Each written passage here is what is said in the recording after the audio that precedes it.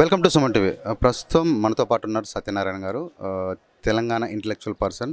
అంటే తెలంగాణ సంస్కృతి కానీ, ఆదివాసీ సంస్కృతి వ్యవహారాల గురించి కానీ వీటి గురించి మంచి పట్టున్న పర్సన్. ఒకసారి వారు ఇక్కడ మనం ఆదివాసీ మ్యూజియం మేడారంలో ఇక్కడ సందర్శించినప్పుడు ఇక్కడ కనపడ్డారు. ఒకసారి వాళ్ళని అడిగి తెలుసుకుందాము. తెలంగాణలో ఈ ఆదివాసీ ప్రాముఖ్యత ఎలా ఉంది, ఎంతవరకు ఉంది అని చెప్పేసి వారి మాటలు తెలుసుకుందాం. అత్యాధునికమైన టెక్నాలజీతో ఫెర్టిలిటీ ట్రీట్మెంట్ అందిస్తోంది మెడిసి ఐవీఎఫ్. సార్ నమస్కారం. నమస్కారం. నా పేరు డాక్టర్ దేవనపల్లి సత్యనారాయణ. మీరు అడిగిన ప్రశ్నకి మనం క్లుప్తంగా సమాధానం చెప్పుకోవాలి అని అంటే, మన రాష్ట్రంలో సుమారు 100 మంది ఉన్నారు అని అనుకుంటే 10 మంది గిరిజనులు ఉంటారు.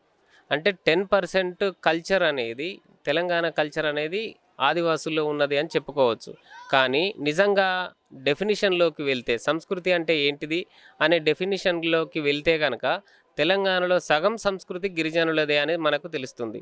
ఎట్లా? ఉదాహరణకి మనకి తెలంగాణలో ఎన్ని భాషలు ఉన్నాయి అని అంటే, అధికారిక భాష ఒకటి తెలుగు అని చెప్తాం, రెండవది ఉర్దూ అని చెప్తాం. ఈ 2 భాషలే ఉన్నాయి. అంతకు మించి సెటిలర్స్ కూడా కొన్ని భాషలు ఉన్నాయి. బట్ అవి చెప్పకుండా ఈ 2 భాషలు చెప్తాం, తెలుగు ఉర్దూ అని అంటాం. అంటే మొత్తం సమాజానికి 2 భాషలు ఉన్నాయని చెప్పుకుంటాం. కానీ ఆదివాసుల విషయంలోకి వస్తే ఒక్కొక్కరికి ఒక్కొక్క భాష ఉంటుంది. మన తెలంగాణలో సుమారు 12 గిరిజన జాతులు ఉన్నాయి. అంటే సహజంగా ఇక్కడ వందల సంవత్సరాల నుంచి, వేల సంవత్సరాల నుంచి ఉంటున్న వాళ్ళు 12 గిరిజన జాతులు. అవి ఏంటి సార్ ఒక్కసారి? అధికారికంగా చెప్పవలసి వస్తే 32 తెగలు ఉన్నాయి. ఆంధ్రప్రదేశ్ రీఆర్గనైజేషన్ యాక్ట్ 2014 ప్రకారం 32 జాతులు ఉన్నాయి. కానీ ఆనాటికి హైదరాబాదులో ఆంధ్రప్రదేశ్ నుంచి వచ్చిన సెటిలర్స్ను కూడా కన్సిడర్ చేశారు కాబట్టి 32 కనిపిస్తాయి. కానీ ప్రత్యక్షంగా మాత్రం, సహజంగా మాత్రం 12 తెగలే ఉన్నాయి. అవి ఏంటంటే ఆంధ్ అనేది ఒక తెగ, భిల్ అనేది ఒక తెగ, గోండు ఒక తెగ. గోండులను ఆశ్రయించినవి కూడా 2 తెగలు ఉన్నాయి, పర్ధాను, తోటి. ఆ తర్వాత వాళ్ళకు సహచరులుగా ఉంటారు కొలాం అనేవాళ్ళు. ఆ తర్వాత కొండరెడ్డి, కోయ, ఎరుకల, బంజారా లేదంటే లంబాడ, చెంచు, ఇట్లాంటి తెగలు ఉన్నాయి. సో ఈ తెగలకు సంబంధించి ఒక్కొక్కరికి ఒక్కొక్క భాష ఉంటుంది. ఒక్కొక్కరికి ఆ భాషలో సంస్కృతి ఉంటుంది. అంటే వాళ్ళకు ఆ భాష ప్రకారము వ్యాకరణం ఉంటుంది, అంటే వాళ్ళు మాట్లాడే విధానం ఎట్లా ఉంటుంది అనేది ఉంటుంది, సాహిత్యం ఉంటుంది, ఓరల్ లిటరేచర్ అని అంటాం మనం. అంటే సోకాళ్ళు శిష్ట వ్యవహారికులు, అంటే చదువుకున్న వాళ్ళు. మనం పుస్తకాలు రాసుకున్నాం, మన చరిత్రను, సంస్కృతిని నిక్షిప్తం చేసుకున్నాం. కానీ గిరిజనులలో వాళ్ళ సంస్కృతి అనేది వాళ్ళ ఓరల్ లిటరేచర్లోనే ఉంటుంది.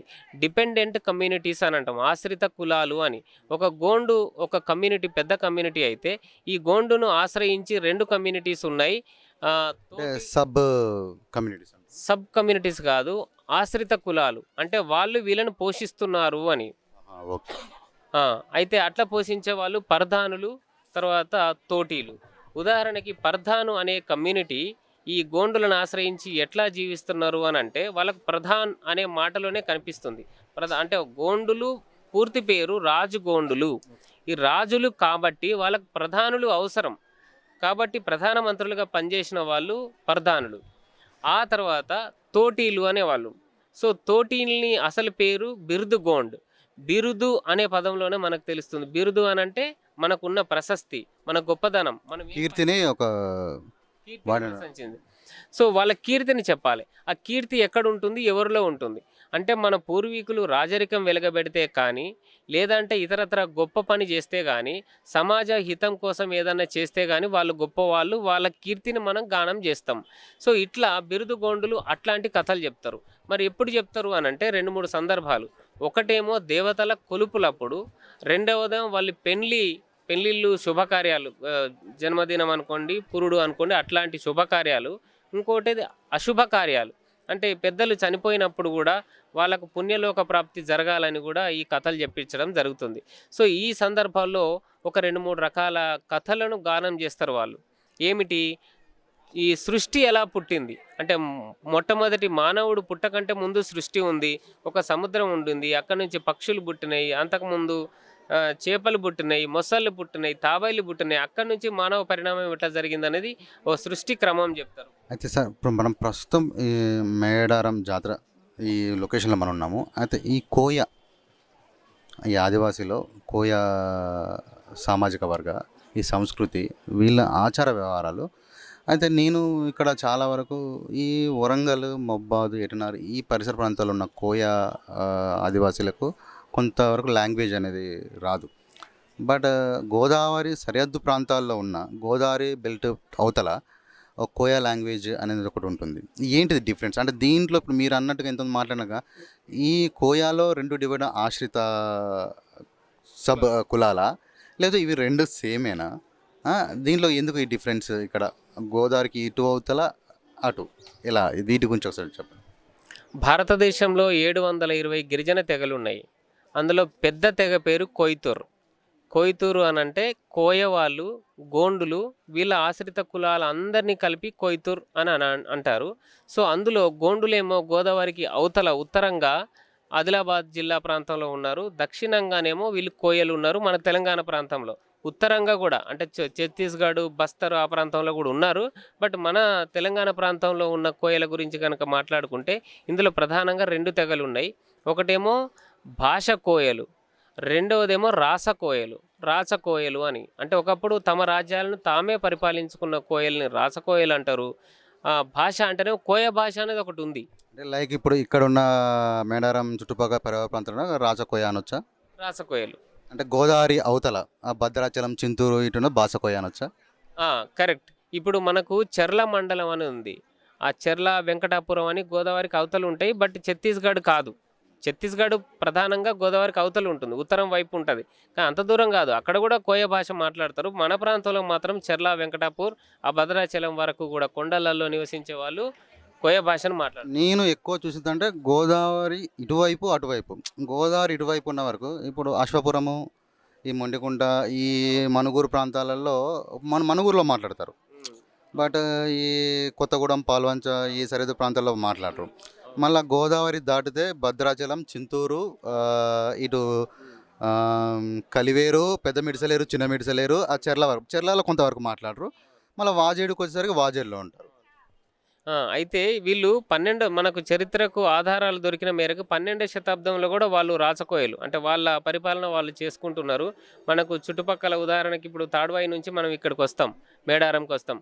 ఆ తాడ్వాయి ప్రాంతంలో మీకు కనిపిస్తుంది భోజగుట్ట, కామభోజుని చెరువు, అంటే భోజరాజు చెరువు, అంటే రాజులకు సంబంధించిన ఆనవాళ్ళు ఇంకా ఉన్నాయి.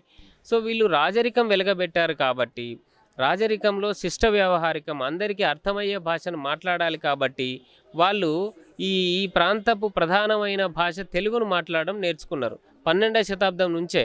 కాబట్టి 800-900 సంవత్సరాల్లో చాలామంది మాట్లాడుతున్నారు తెలుగు.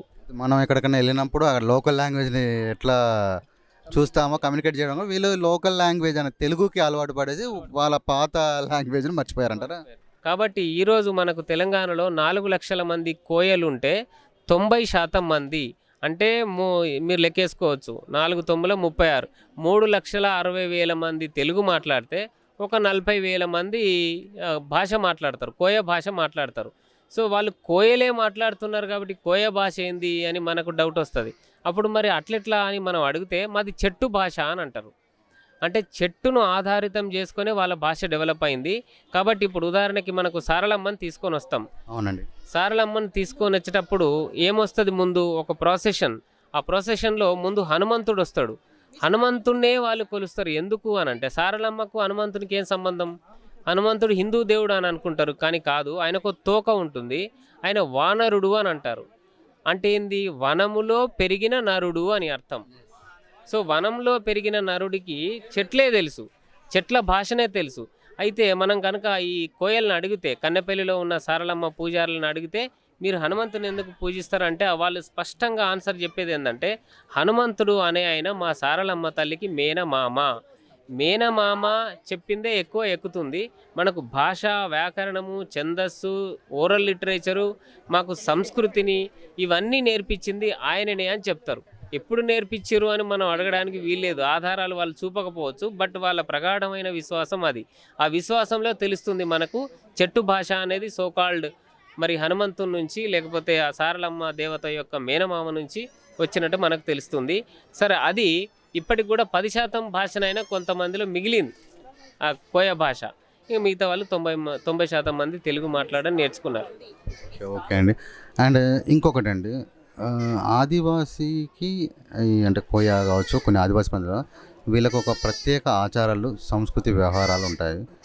దీని ఒక ప్రత్యేకమైన వీళ్ళకు మళ్ళీ హిందూ అంటే ఇక్కడ చెప్పొచ్చో నాకు తెలియదు కానీ హిందూ కొన్ని మతాలు ఉన్నాయి కదా, సోకాల్డ్ మతాలు. ఈ మతాలతో పోతే వీళ్ళకి కొంచెం డిఫరెంట్గా ఉంటుంది. ఐ మీన్ ఎలా అంటుంటే వీళ్ళకు విగ్రహాధారణ ఉండదు, వీళ్ళు విగ్రహారాధన చేయరు.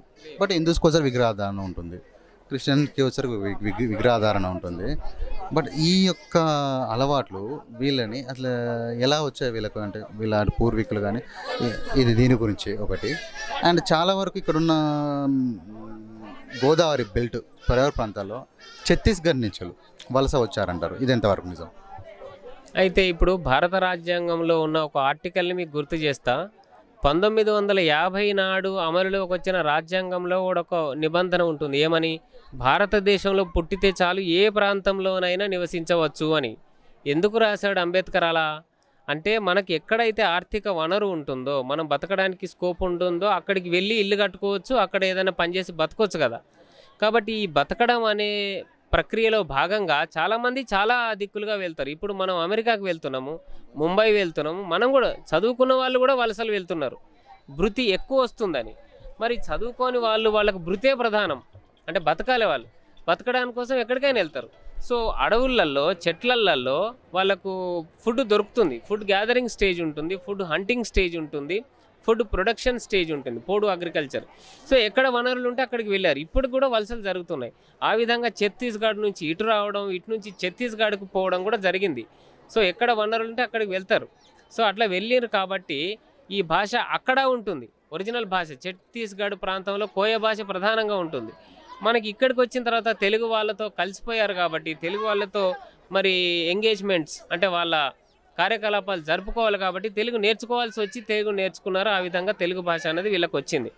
ఇక ఆచార వ్యవహారాలు అంటారా ఎట్లా వచ్చినాయి అని అంటే, ఇవి సహజంగా మానవ పరిణామ క్రమంలో వచ్చినాయి.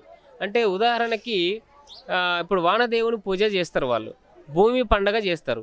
ఈ భూమి పండగ ఏ మతం నుంచో వచ్చింది కాదు, హిందూ మతం నుంచో లేకపోతే సోకాళ్ళు ఇస్లామో క్రిస్టియానిటీ అట్లా కాదు, సహజంగా వాన పడ్డప్పుడు భూమి పండగనే, విత్తనం నాటేటప్పుడు విత్తనం పండగనే. ఇది నేను ఎక్కువ చింతూరు ఏరియాలో బాగా చూస్తానండి. చింతూరు ఏరియాలలో ఏడ్రాల పెళ్ళి అటు సైడ్ నేను తిరిగినప్పుడు అక్కడ విత్తనం పండగ అని ప్రతి ఒక్క నేను ఎందుకంటే ఇక్కడున్న అంటే తప్పు కాదు, ఇక్కడున్న కోయలతో పోల్చుకుంటే అక్కడ ఇంకా వెనకబడి ఉన్నట్టుగానే వాళ్ళ పూర్వీకులు ఇచ్చే సంప్రదాయాల్లో ఇప్పటికీ చాలా పాటిస్తారు. అవును. కాబట్టి మూలాలు అనేది సహజంగా మానవ ప్రక్రియలో భాగంగా వచ్చిన మూలాలు అవి. మతం వాళ్ళకి ఇవ్వలేదు, మతాన్నే వాళ్ళు ఇచ్చారు ఇతర సమాజ ప్రజలకు. నుంచి వాళ్ళు ఉదాహరణకి మీరు సారలమ్మ వెళ్ళండి, సారలమ్మ గుడి కన్నపెల్లికి వెళ్తే ఆ గుడి కూడా 1996 ప్రాంతంలో కట్టిన గుడి అది. అంతకుముందు గుడి లేదు, అక్కడ ఒక రాయి ఉంటుండే, అదే సారలమ్మ. అసలు రాయి కూడా ఉండదు, ఒక చెట్టు ఉంటుంది. ఒక చెట్టుని అంటే ఇక్కడ ఆదివాసీ ప్రాంతాల్లో ఎవరికన్నా దేవుని కానీ ముక్కోవాలంటే ఒక కుంకుమ, పసుపు, ఒక ఆకులు పెట్టడం, ఒక చెట్టుని ముక్కోవడం, ఒక వాటర్కి ముక్కడం అనేది వీళ్ళంటే విగ్రహాధారణ ఉండదు. నేను చాలా చూస్తూ ఉంటాను. అవును. అయితే అంటే అందుకోసం నేను మీకు సారలమ్మ ఉదాహరణ చెప్తున్నా. ఈ సారలమ్మ గుడిలోకి వెళ్తే, ఆ ప్రాంగణంలోకి వెళ్తే సారలమ్మ అనేది కూడా ఎక్కడ మీకు మూర్తి కనిపించదు, ఈవెన్ రాయి కూడా కనిపించదు. 2 కుండలు ఉంటాయి, ఒక త్రిభుజాకారపు బట్ట అలంకరణ చేసి ఉంటుంది, కుంకుమ పసుపు అక్కడ ఉంటాయి, అంతే సారలమ్మ. ఆ తర్వాత సారలమ్మకు గుడి మూలలో ఒక చిన్న రాయి ఉంటుంది. అది ఏంటిది అని అంటే కాటురుడు అనే దేవుడు. ఆ కాటురుడు కూడా ఒక ఇంటి పేరు, ఒక గోత్రం వాళ్ళు పూజిస్తారు. కాటురుడు కూడా ఒక చిన్న రాయి. నెక్స్ట్ ఇంకొక ఆయన కాటమరాజు ఉంటాడు. కాటమరాజు ఎక్కడ ఉన్నాడు అని అంటే ఇక్కడే ఉన్నారని చూపిస్తారు. ఎక్కడ అంటే ఏమీ కనిపించదు మీకు అక్కడ. ఎక్కడ అని ప్రతికూలంగా 2-3 సార్లు అడిగితే ఒక చెట్టు మొదలు చూపిస్తారు అన్నట్టు, ఈడున్నాడు అని. ఆ మొదలులో ఏమీ కనిపించదు మీకు, బట్ అక్కడ కాటమరాజు ఉన్నాడు, అది విశ్వాసం. సో చెట్టునే అనుకోండి, చెట్టు మొదలు అనుకోండి, అది దేవత కింద లెక్క. సో ఇట్లా విశ్వాసమే దేవుడు కానీ విశ్వాసానికి మూలం అనేది ఎక్కడ కనిపించదు. అట్లా కాబట్టి మతం మూలాలు వాళ్ళలో ఉంటాయి అనేది. మతం వాళ్ళకేం మూలాలు ఇవ్వలే, మతానికే వాళ్ళు మూలాలు ఇచ్చారు అనేది. థ్యాంక్ యూ అండి. మా సుమన్ టీవీ ప్రేక్షకులకు ఒక మంచి ఇన్ఫర్మేషన్ ఇచ్చారు. కోయా లాంగ్వేజ్ కానీ కోయా సంస్కృతి గురించి కానీ ఎన్నో డౌట్స్ని మా సుమన్ టీవీ ప్రేక్షకులకు మంచిగా అందించారండి. Thank you very much.